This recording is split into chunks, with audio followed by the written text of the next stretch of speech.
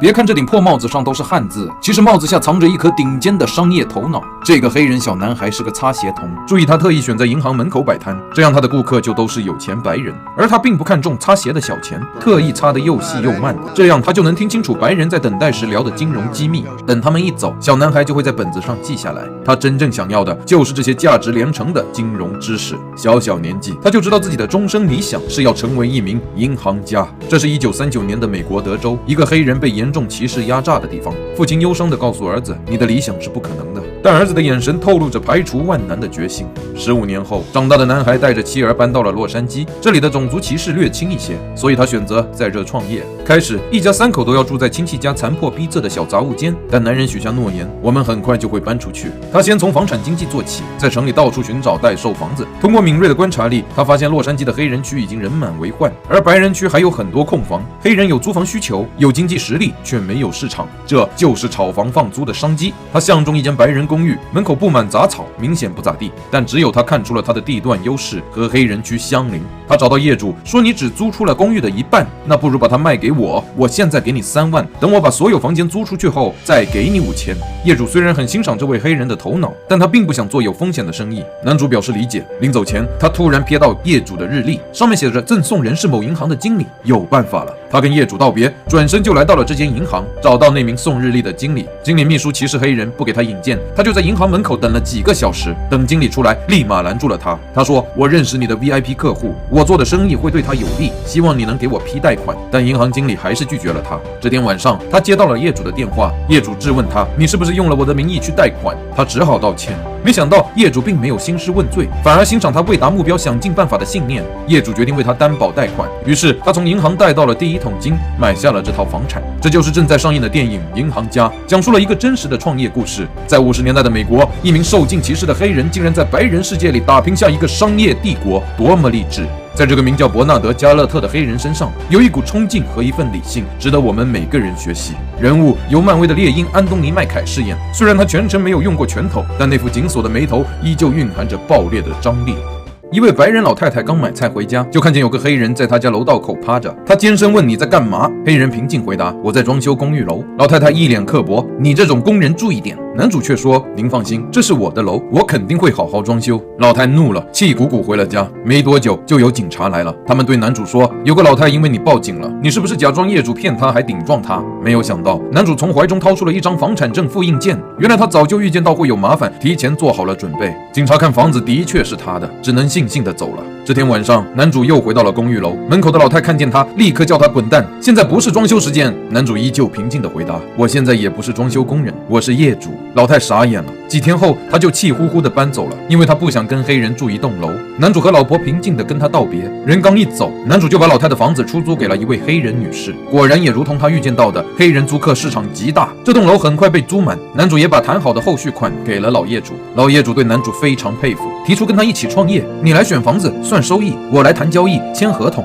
由我当门面，白人们就不会知道他们在跟黑人做交易，我主外你主内，55分账。看来他一点也不歧视男主，于是男主欣然答应。二人的合作很顺利，马上赚得盆满钵满。男主也在不久后从公寓楼搬到了大别墅，为他深爱的家人提供了福祉。这就是他的智慧，当有人瞧不起他欺负他，他不会骂回去，因为对骂就是在玩对方的游戏规则，他要玩自己的游戏规则，理性、经济、最大收益，这是他的终极目标。他反复锤炼的延迟满足心态为他迎来了一个又一个商机，还顺带赶走了那些玩不起的人。不过人生在世，顺风顺水总是难，挑战时时刻刻都会出现。和男主合作的老业主年迈体衰，在几年后忽然去世了，他对公司的股权被老婆继承。这女人严重歧视黑人，一点不想跟黑人合作，轻蔑提出用极低价格收购男主的股份。如果你不同意，那就上法庭，白人跟黑人打官司，你看法官称谁？男主当然不甘愿被这女人欺负，他决心上法庭，但同时他也要找人作证，证明他跟老业主的合作关系。他想到了老业主的银行经理，然而这时的经理也跟那个刻薄遗孀合作，再次对男主避而不见。吃了闭门羹的男主只能咽下哑巴亏。在银行里，他环顾四周，整齐划一的银行大楼处处彰显着系统性歧视的獠牙。仅仅因为他的肤色步入此处，就屡遭白眼。只甘心做一名房产经纪是远远不够的。男主的心中渐渐酝酿起一个大胆的计划。Bank, bank, bank, bank。一栋楼有4家银行，每一家都给他这个黑人吃过闭门羹。这一瞬间，男主的脑子产生了一个天才想法：我要买下这栋楼，看你们哪家银行还敢歧视我。说干就干，男主找到了洛杉矶的另一个黑人地产商乔老板，把自己的计划向他和盘托出。什么？你想买下洛杉矶市中心最高的写字楼？你知道地价多高吗？你知道从来没有一个黑人买过洛杉矶市中心的楼吗？但谈论几句后，乔老板发现男主根本不是一个妄想家，而是一个深思熟虑的理性派。为什么要买这栋楼？因为掌握这栋大厦，里面的银行就会为你服务，他们不敢不给你贷款，还会把地产风向透露给你，让你的房地产生意更加顺风顺水。乔老板被他的想法震惊了，但仔细思考下来觉得可行。他虽然资产丰厚，但也处处受制于白人。如果能在白人的地盘上踩住白人银行家，多爽啊，多赚啊！合作，不过他们毕竟是黑人，不能直接出面谈交易，否则再有钱也没人愿意跟他们做生意。他们需要一个能替他们出面的白人。对此，男主早就有了人选，那就是一直在帮他搞装修的小马。这小伙为人挺实在，上次警察来找男主麻烦，小马还仗义地为男主说话。他从不歧视黑人，也很有抱负，只是有点缺乏经验。于是男主和乔老板开始对小马进行全面包装，教他打高尔夫，教他上流礼仪、数学思维、房地产知识。勤奋的小马不负众望，从一开始的挥杆跑土，到现在的一发远射，一边打球还能一边算估值，俨然一副年轻有为公子哥的派头。在一个高尔夫俱乐部中，小马结识了银行大厦的所有者。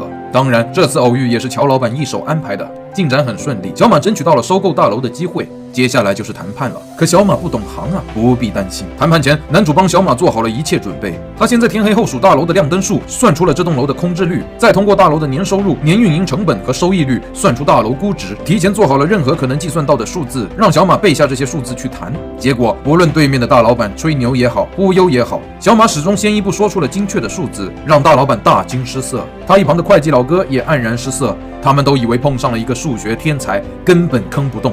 最后，原本要价240多万的大楼，男主团队用156万就拿下了。从此，男主出入这栋大楼，每家银行的行长都来跟他握手。那个最早刁难他的小银行经理，整个人都傻眼了。于是有了银行业的支持，男主和乔老板的房地产事业急速扩张，买。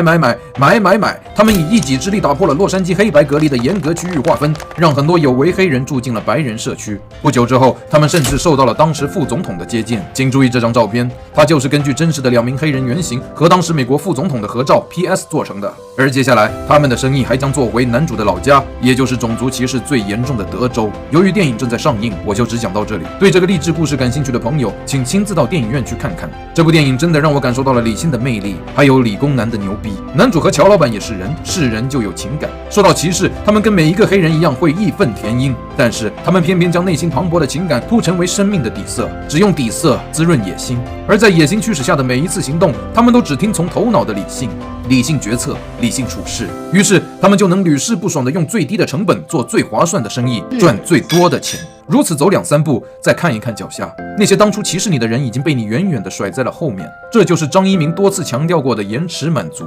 是啊，最爽的人生不就是延迟满足的人生吗？